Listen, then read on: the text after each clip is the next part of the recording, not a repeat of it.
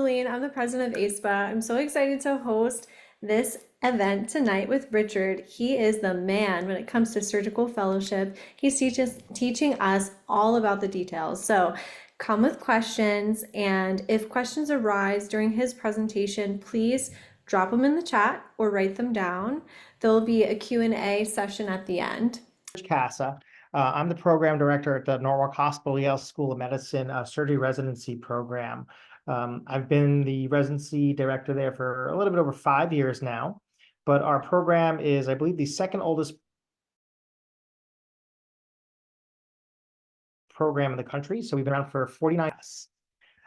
So what I'll do is I'll talk a little bit about my program, but I don't really want to. I want to try and be unbiased, even though I am a little biased. But what I want to do is hopefully you can see this website of APAP.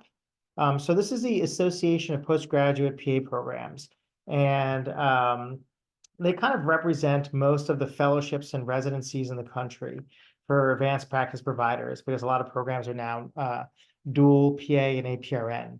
I use the term residency synonymously with fellowship. So I think, it's interchangeable depending upon the program that you're looking at. But APAP, I would say, has probably a couple, at least 100 or so, if not more, programs represented in its organization. And it's a great resource if you're interested in any type of residency, because the reality is there's probably residency in almost any subspecialty that you can think of these days. There's cardiothoracic, there's orthopedic surgery, there's oncology, I think there's surgical oncology, surgery, orthopedics, all sorts of stuff. So once again, this is a really great resource, and you can just click on the Find a Postgraduate Program, and then you can do it by state, you can do it by specialty. So if you're interested in let's see, here, we'll just click on cardiothoracic surgery to see what happens. And you can see, you scroll down, you've got Mayo Clinic's got cardiothoracic surgery fellowship. So once again, you can click on their website and you'll get more information about this program. So you can do that with just about any program. So, Connecticut, Connecticut's a pretty small state. We have, I think, 3 residencies. One is at Yale for emergency medicine.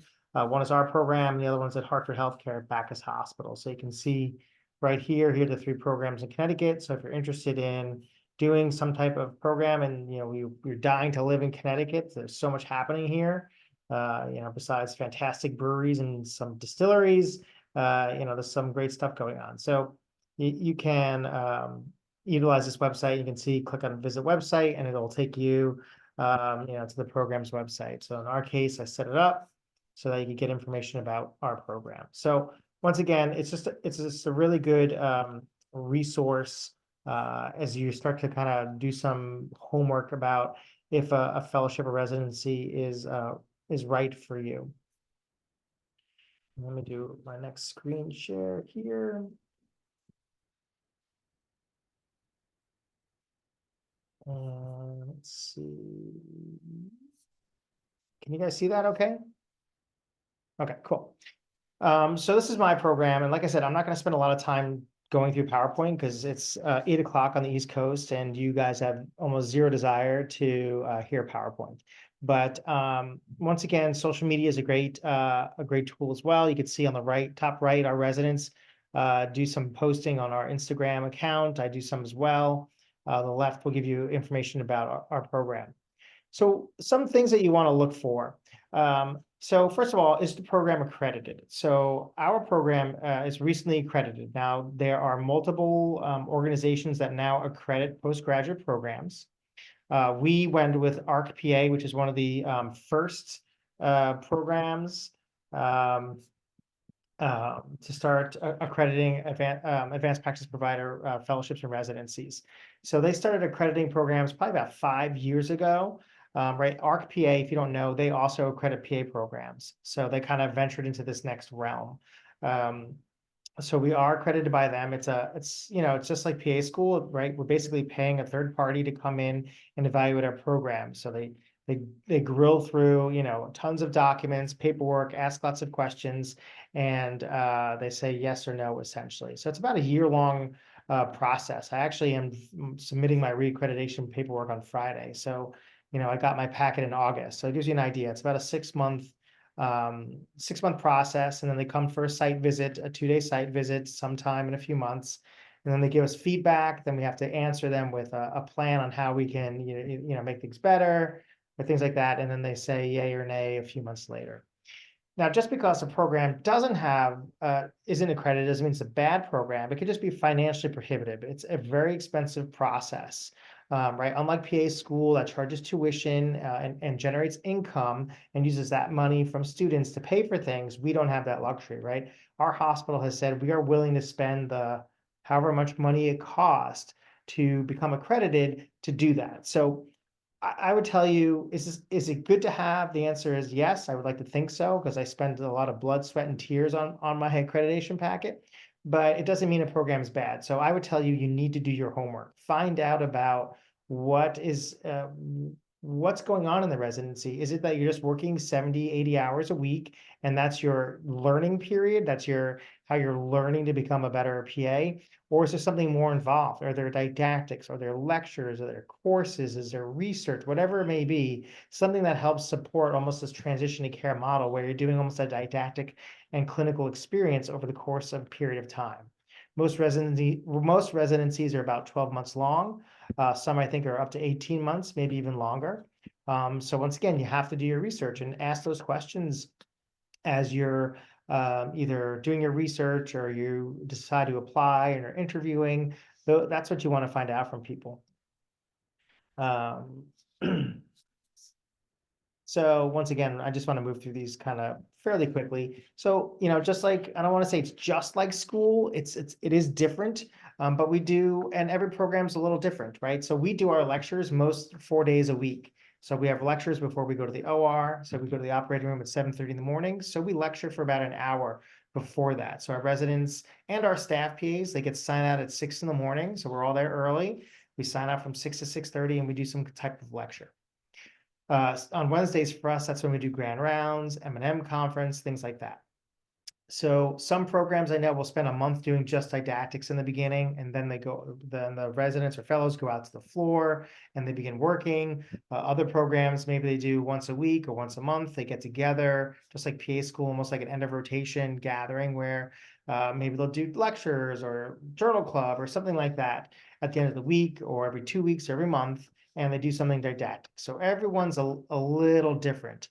Our program is strictly PA run, right? There's no MD surgical residents in our institution. We're a level 2 community hospital, but we do have a GME department. So we do have medical residents, we do have pulmonary critical care fellows, we do have radiology residents, but our department of surgery is PA run 100%.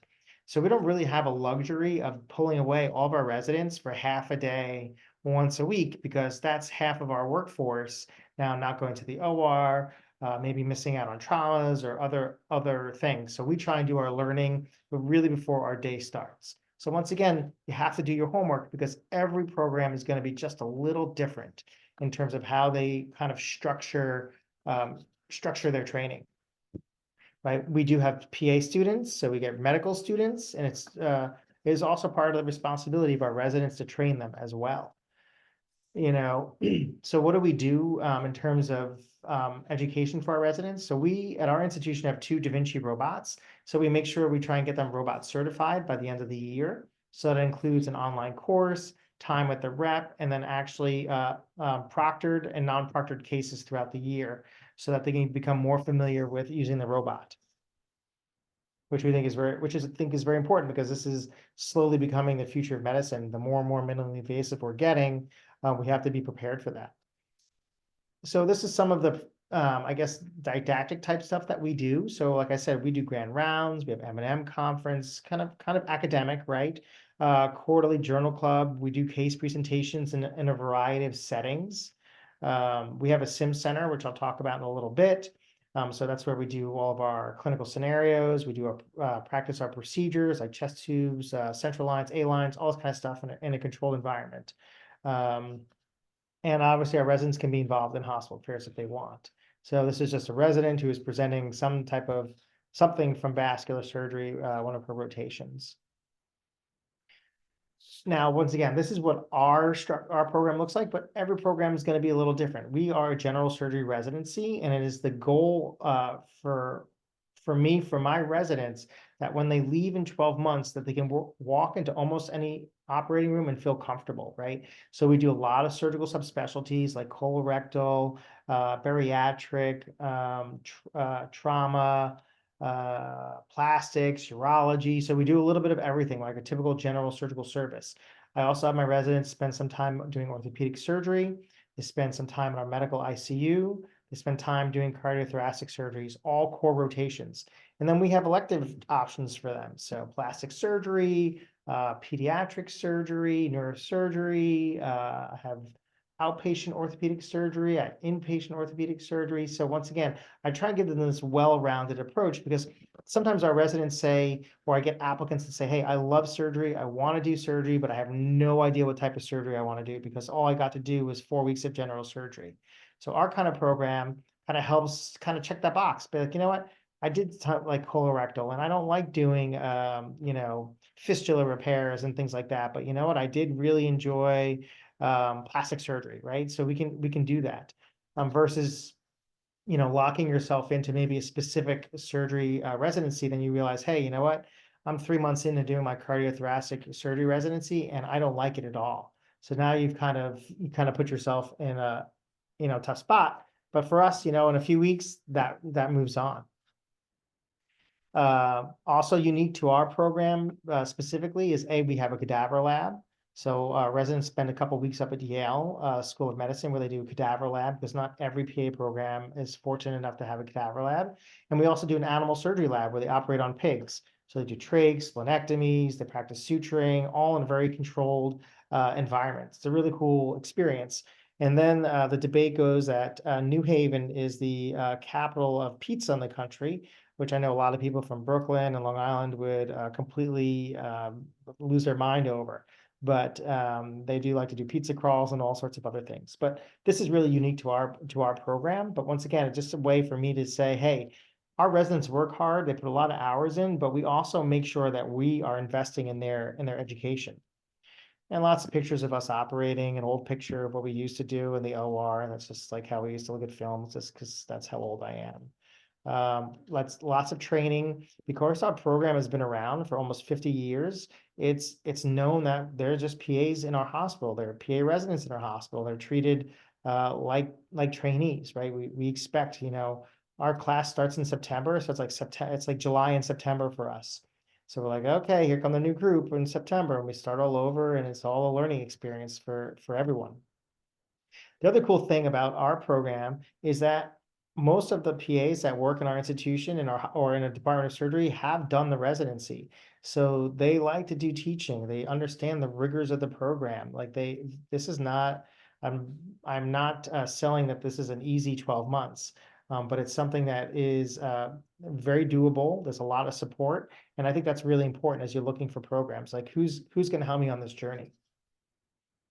And once again, it's not just about what's going on, didactically and clinically. I'm also a believer in mental and physical wellness. So it's something I really push for our residents. I'm constantly asking them, what are they doing for their physical and mental wellness? Are they going out on weekends? Are they having a little bit of fun?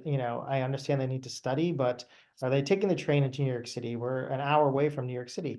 So, is that something to do on a nice weekend, to go see the Christmas tree and the holidays? Or when it's warm out, do they go to the beach and play volleyball? Last year's group were pickleball fanatics, and they played pickleball as long as there was no snow on the ground. They were beasts, I was told, and it got pretty rough out there. So that's why I stayed home. But once again, for us, I have one of our wellness managers come in like once or twice a month for like 30 minutes, and she makes us work out in the morning. 6:30 in the morning, we're doing push-ups, we're doing burpees. We really see how physically unfit we are, and how lacking in core strength that I have. So, but I'm there doing it with everybody else, and I'm like 20 years older than everybody else. So, if I can do it, or I can cry, then everybody else can cry too. We also have a mindfulness instructor who comes in about twice a month for 30 minutes, and we shut the lights off, we put the blinds down, and and she kind of walks us through a guided meditation. And it's, it's nothing, I don't force anyone to do any of this stuff. But I think it's an important part of the year for them. And I actually have an IRB that studies burnout with our residents. So once again, it's important to me, knowing that it's a stressful year, and I want to make sure that we're doing everything we can to support our residents. Probably like other programs, like this is what we pay for. So we pay for licensure, part of the DEA. I'm always trying to get more money for our residents, because we know the pay isn't always, it's not as, the pay is not like getting a regular full-time job, but I find little ways here and there, like paying for parking, paying for gas at certain rotations. I have a resident who just submitted for a gas reimbursement for like $500. It's not just about it's not like just collecting the receipts. It's actually federal government tells us we have to reimburse for, X amount of cents per mile. So, it's just one little way that we can, um, you know, help kind of bump up the money a little bit. New this year, I was able to get reimbursement for the pants. So if a resident was taking the pants, once they have privileges, we will pay for their pants. And if they already have their pants exam, we'll just pay them the same dollar amount as kind of a perk for getting privileges and credentialing. I think when our residents do overnight call, we pay them, I think they get $19 a meal.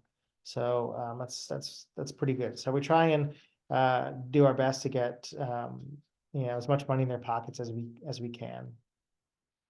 Our residents, I'll tell you, and this varies. We pay $66,400. I've seen as high as $100,000. But once again, what are you getting for that dollar amount? And as much as I would love to pay $100,000 for my residents, the choice is I could do that, but then there's no cadaver lab, there's no animal surgery lab. There's some courses that would have to be cut out. It's a give and take, and we feel we're investing in the education of our residents, and it's for 1 year. We know that a lot of our residents, because we get people applying from all over the country, a lot of our residents go back home, and that's okay. We want to train and we want to find the best of the best. But this is kind of the trade-off for that.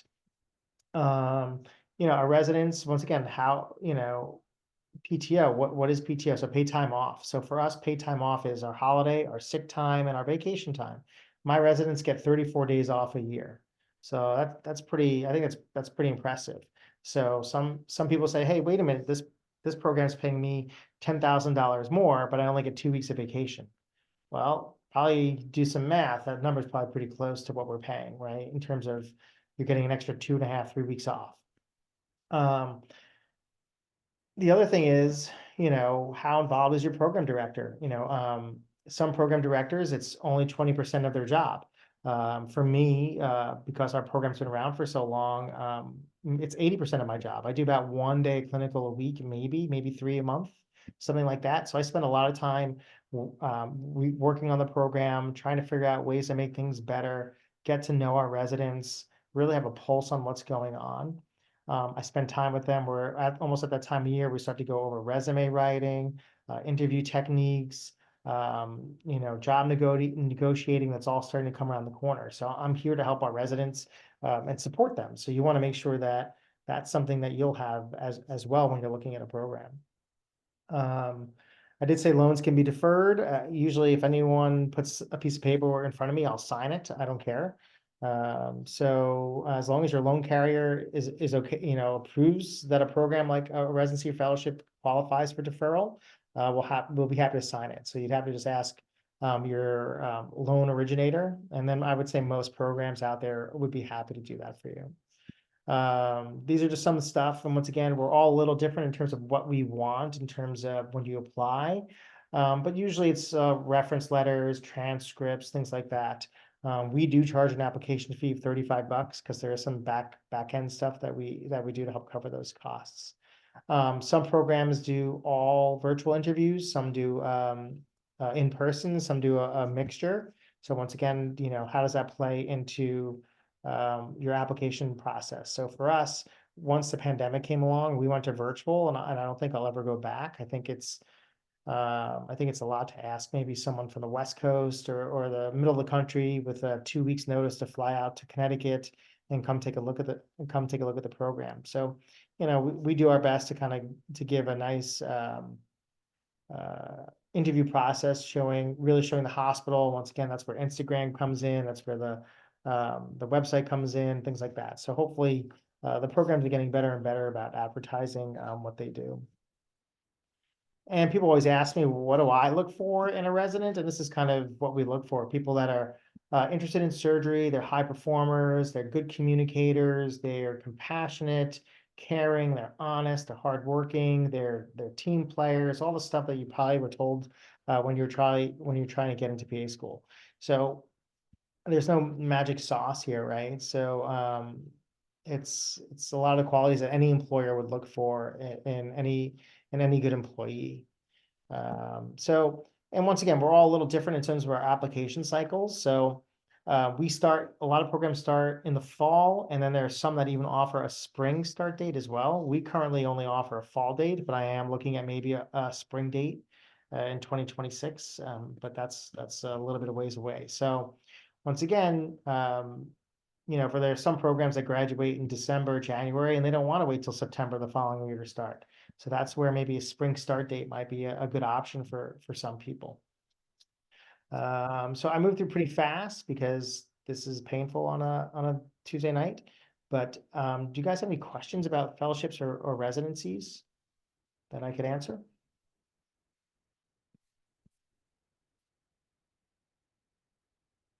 Thoughts, concerns, what you like about them, what you don't like about them? I have a question. Are there any common challenges that you see PAs in your program face, and what do you do to support your students? Common challenges. It's probably for both the residents and the staff is like that first 2 or 3 months is it's a steep learning curve for everybody. It's like, where are the bathrooms? How do I use Cerner? Like, where's the microwave? Like, which bathroom should I use? Everyone has their special bathroom. Like, where can I go for this or that? So it's just, it's not only learning the medicine, it's learning the system. And then the other thing is, as the staff PAs and myself included, we get a little spoiled towards the end, right? The end is when the residents, we call it graduated responsibility. So in the beginning, we are almost holding hands. We are watching, we are following, we are looking over notes, looking over orders. We're asking lots of very basic questions.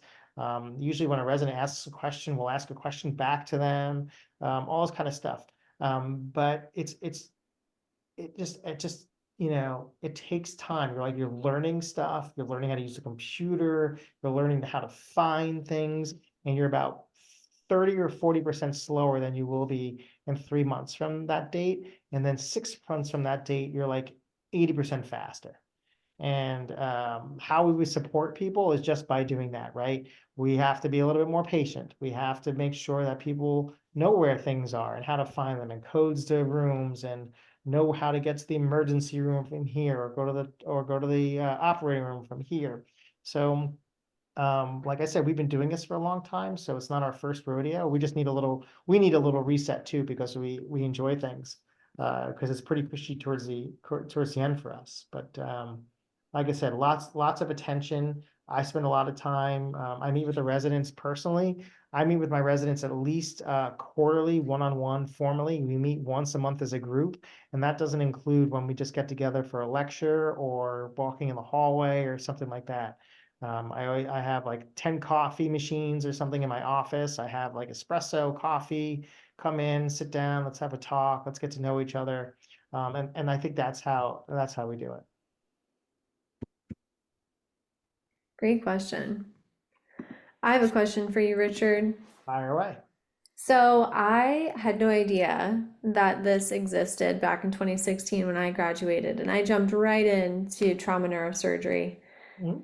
I know I was lucky enough to have a surgeon to take me under his wing and, teach me everything. But what would you say to me, if I just met you on the street and I was telling you, hey, I'm so excited, for this new job, and then you told me about a surgery residency. I'm like, hey, no, what do you think? Do you think that I should pursue this job, jumping right in, or what's the benefit of actually going through a residency program in comparison to that? So first of all, I think the irony is I did not do residency, but I did go to a surgical program, and I've been around. I graduated in 2001, right? So there were much fewer programs, and we didn't really know much about them, or I didn't at the time. And I think it just depends on the person. There are some people that say, "Hey, you know what? I don't feel comfortable yet doing neurosurgery, but I want to get better at it, and I really want to be an asset to my team." So they spend a year doing a program like ours, or a neurosurgical residency or whatever it is, so that when they come out, they can be more competitive in the job market. Because sometimes employers may not want to hire someone new right away. They don't want to invest that time, and there is a financial cost to kind of getting someone up and running. And it could take 3, 6, 12 months to get someone really kind of going. And that's a loss of money for an institution. Um, I think the other thing is if you're thinking about, hey, I have this other job offer, this job's going to pay a lot more money, I'm not going to have to work as much. What is the formal, right? And that's the word. What is the formal training process that's going to be provided to me during that time? Because a lot of employers say, yeah, we'll train you, no problem. And then when you say, well, what does that look like? And they're like, well, you just kind of follow me, and we'll see some patients here and there, and then I'll let you do something. So I think really you gotta, kind of, the devil's in the details, and you have to really ask that question, like, what really is your orientation process going to look like for me? And there are some employers that have fantastic orientation processes, and that might be right for someone. Whereas there are other people that just say, you know what, I just want to be better. I want to be a stronger candidate. I want to have that experience when I apply for a job. Actually, I think, and I posted this on our Instagram account, the NCCPA just had an article saying that almost 50% of recent graduates feel somewhat prepared for their jobs. So how do we get you from somewhat prepared to prepared? And maybe a program like a residency or fellowship might fill that knowledge gap for a lot of people. I'm not saying it for everybody, but it might be for a lot of people for sure. Thank you. That's super helpful. You convinced me. What other questions do you guys have? Laura and Megan, welcome. Rev T, I didn't get to meet you when we first started. Yes, hi. I'm a Temple PA student. I'm in my second year, and I am very interested in surgery. I did plastic surgery at Fox Chase and really enjoyed my time there, so I'm really interested in reconstructive.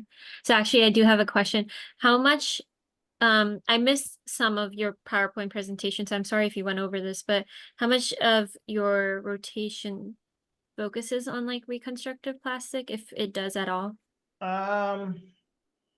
I do. So we get a little bit of reconstructive surgery, not a ton. I do have a facial plastics ENT surgeon that I partner with as an elective. So that is an option. I would say the one promise I make to everyone is that I make no promises, is that, just like PA school, I can't 100% guarantee that, I can get every elective for all my residents. I do my best, and I would say almost all of them get their first choice, if not their second choice. Do I have more than, and the number of weeks per rotation kind of varies from year to year with my group. So I do the rotation length based on the number of residents that I have. So once I know how big my class is, then I kind of build out the whole calendar for the year. So from a plastics reconstructive point of view, I would say we don't have a ton of it. Do we have it? Yes. But we do work with a lot of, a bunch of our residents have gone on to do reconstructive plastic surgery. So once again, they kind of get this foundation in general surgery, right? They practice their suturing skills and all that kind of stuff. And then that sets them up for that next job in the future. That makes sense. Thank you. But there is a website, appap.org. I'll put it in the chat. And they may have even more specific programs that are out there that might be just plastic surgery. I think I have looked at that, and I didn't find a lot, but I'm I understand that, like, just spending a lot of time in the OR and getting used to OR environment is very helpful and a good quality that like people hiring are looking for. Right. And once again, every program is a little different. There are some programs that they're 100% floor work. There's some program that's 100% operating room. For us, we really try and do like 50-50, 60-40 floor OR or floor, because we are PA run, our residents will admit a patient in the ED, they will take them to the operating room, and then they'll take care of them after surgery. And that's what we want for our residents. We want them to be a well-rounded provider, for sure. I see John asked, what are the key qualities you look for in an applicant? I would say, let's see what I say, these guys, right? So they're people that are interested in surgery, they're highly motivated, good communicators, honesty, resilient, flexible, adaptable. Sometimes we have to make some pivots at the last minute. So for example, I might have to make some schedule changes. I might book a course and say, hey, these are the only days I can do this course. Is there any way you can move a day off? And people will be like, sure, no problem. We make sure our residents get BLS, ACLS, advanced trauma life support. We get them fundamentals of critical care support. We do a little bit of ultrasound training with our pulmonary critical care fellows. So I build that stuff into the program throughout the year. So there needs to be a little bit of flexibility. I don't take anyone's vacation away, but sometimes I might say, listen, these are the only days I can get the attendings and the fellows and all these people in this room together. How set are you on these dates? And most people are like, I just was taking a day off, and take a day off, and they'll move it. But that's what I mean for flexibility, at least for me. So I have one question, but first, Ref D, my old coworker Nicole goes to Temple. She might be Oh, your Nicole Kang? I used to work with her. No way, she's the vice president of my program. So my question for Richard is, how does your program give constructive criticism or feedback to the residents? Because I think that's an important part of it. Yeah, absolutely. So we do it a lot of different ways. So first of all, like PA school, we have we collect qualitative and quantitative data. So our residents have to complete an evaluation at the end of every rotation. So that evaluates the preceptors on whatever rotation they're on. Our staff PAs also do the same for our residents. So we ask a series of questions, I don't even know, punctuality, medical knowledge, clinical, OR skills, things like that. So we collect that at the end of every rotation. I meet with my residents quarterly, at least quarterly, one-on-one, and we'll review that feedback at that time.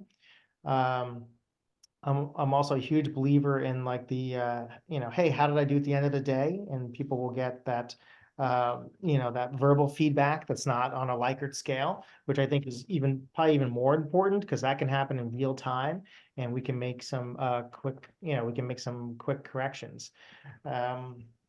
So feedback is a gift, in my opinion, and it's constructive. Sometimes constructive feedback can be a little hard to take, but we're here to make sure our patients are safe.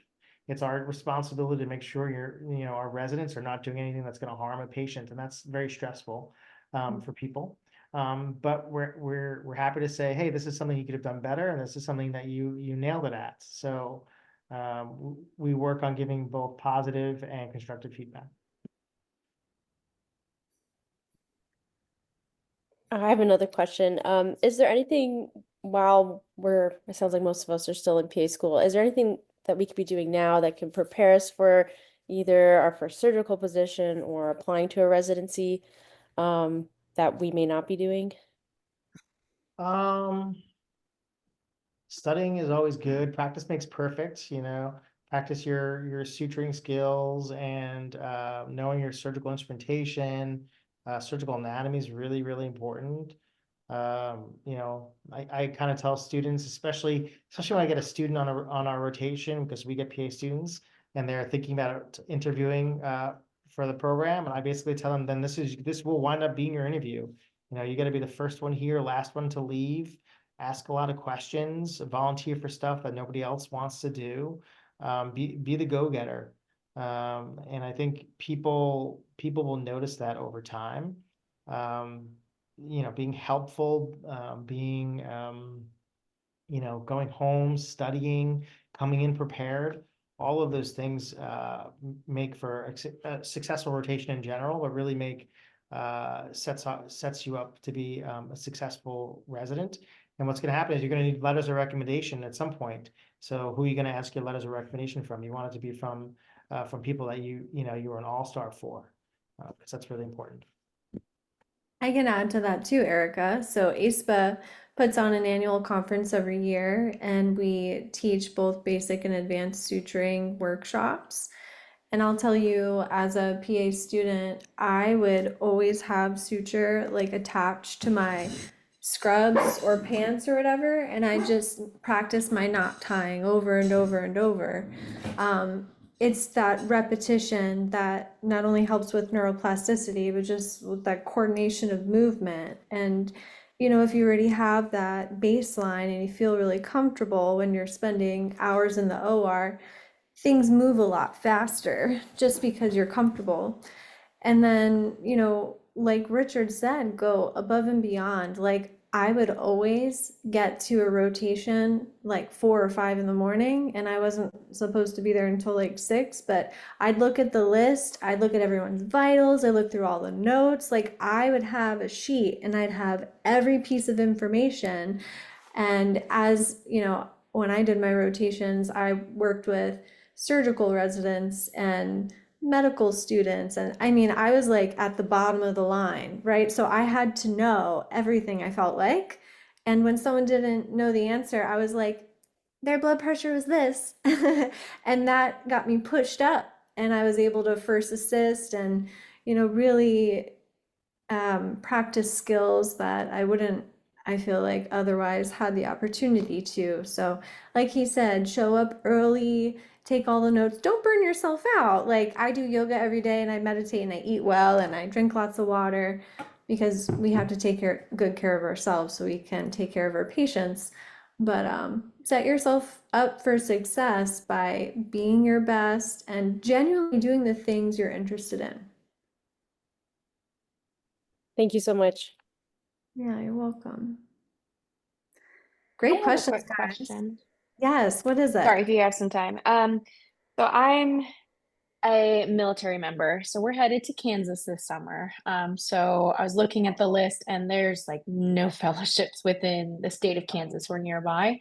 So is there a big benefit to getting some sort of job, anything that'll take me on as a new grad? Is there any benefit towards in a couple years from now, if we are near something that does have fellowship opportunities, into going into that? Or is it better to just try and get a lot of experience with some good training on the job experience? I think either's fine. I think the hard part is if you get a quote unquote real job and then you want to do a residency, you have to be prepared that there might be a pay cut. So you have to be financially prepared that you could be making $150,000 and then for a year you're going to make 100,000. So, how are you going to set yourself up to be financially secure? Because once you get a taste of it, it's hard to get it's hard to let go of it. But I think either is fine, and it's not uncommon for people to say, I've been doing something as a PA for a couple of years, but I really want to do surgery. And I think the best way for me to once again make that transition and be successful is to do a residency. I had someone a few years ago, I think she was a pediatric neurology PA, and she wanted to get into surgery. And she's like, this is like the complete opposite of surgery. So she spent a year in our program, and I think she wound up doing like robotic surgery somewhere. I think I'm trying to think who else recently. I have someone now who's been a PA for like 20 years. And she did a lot of locum stuff. She had kids. She was raising a family, and she's like, "Okay, my kids are grown up now. Now's my time." And she wanted to do a surgical residency, so she's doing it. So anything's possible. Thank you.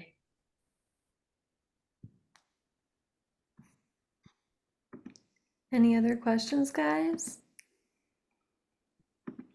I had one more, sorry. Yeah. No apologies. Ask away. What kind of positions do your alumni usually go on to? Like, what areas of surgery do you typically see people go into? They go all over. First of all, we love to hire our own. So if we have positions available within our own department, we'll hire people. So for example, we hired 3 people this year into our department. Then one of our other hospitals in our network hired another one of our PAs to do thoracic surgery. And then one of my residents got a job doing orthopedic surgery with a local orthopedic group. So it's the other nifty thing is that a lot of our private groups in our area hire our residents. So our neurosurgical group, every advanced practice provider is graduated from our residency, with the exception of one person that's an APRN who was an OR nurse in our hospital. So they like to, they like to test out our residents, and if they like them, they're willing to offer them jobs. That's first off. Let's see, I have people in plastic surgery, cardiothoracic surgery. Did I say thoracic surgery? I have someone doing surgical critical care, reconstructive plastics in New Jersey. I have someone doing CT surgery in California, plastic surgery in California, general surgery in Texas, neurosurgery in Boston, CT surgery in Boston, general surgery in Boston, people like Boston. So I have a bunch of people. I had someone who just did an OR job. He just worked in ORs in Florida. I had somebody else doing CT surgery in Northern Florida, trauma in North Carolina.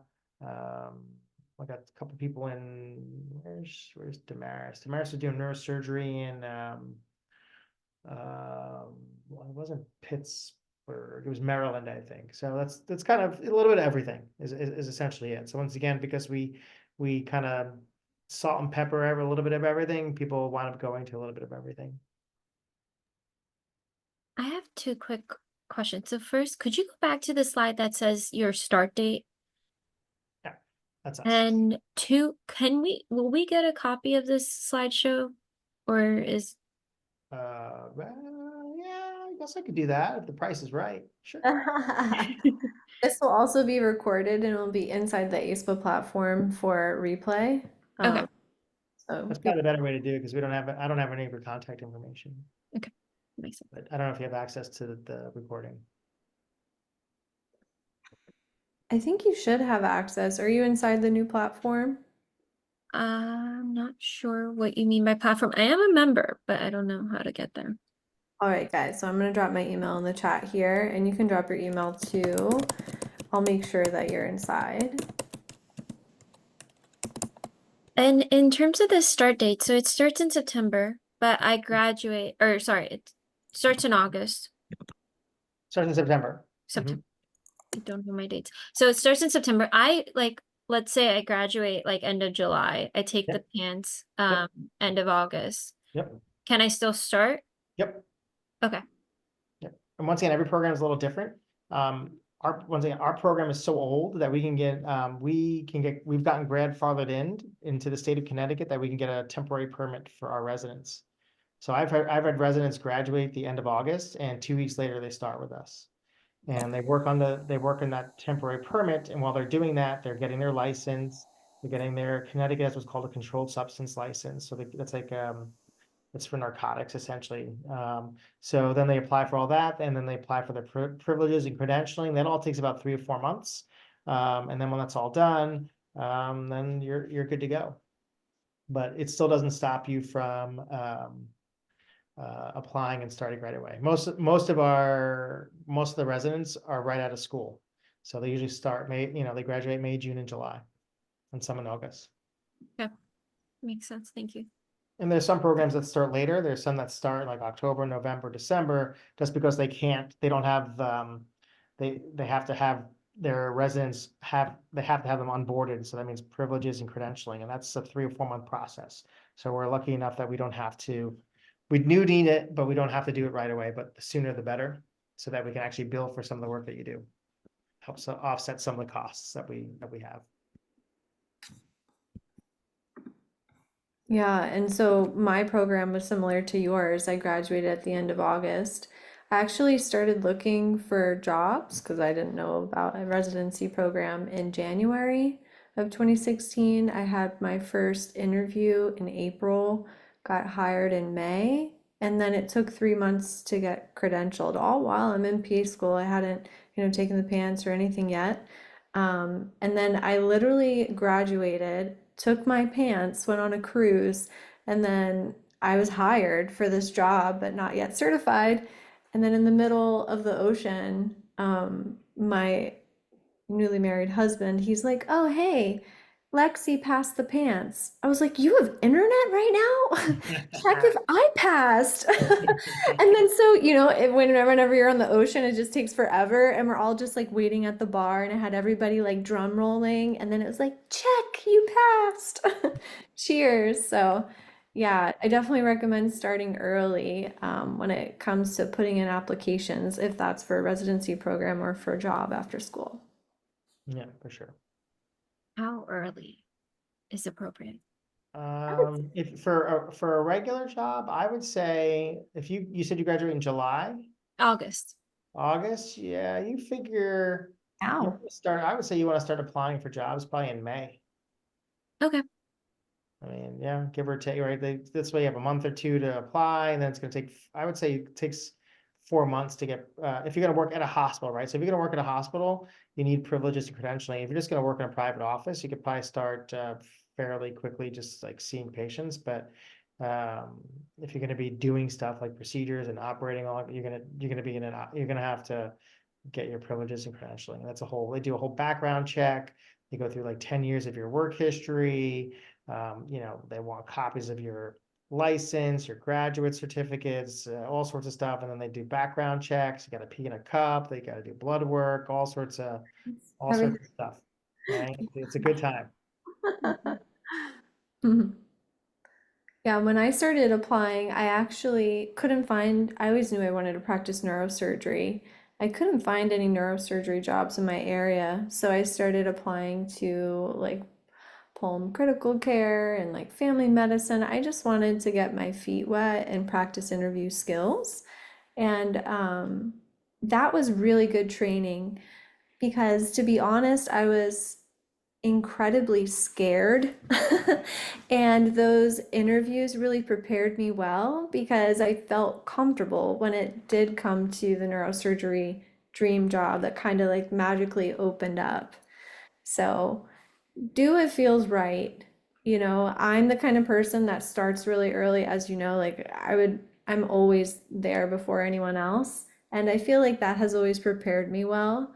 I also am like the first in my family to ever enter into medicine. And it's very much my personality to kind of like jump into things and to learn on my own. So, however you are when it comes to your unique personality and what works for you, like follow that model. Do you Thank you. guys have any other questions? This was so informative. Thank you so much, Richard. We always love having you. Thanks. Hopefully it was educational. Most definitely.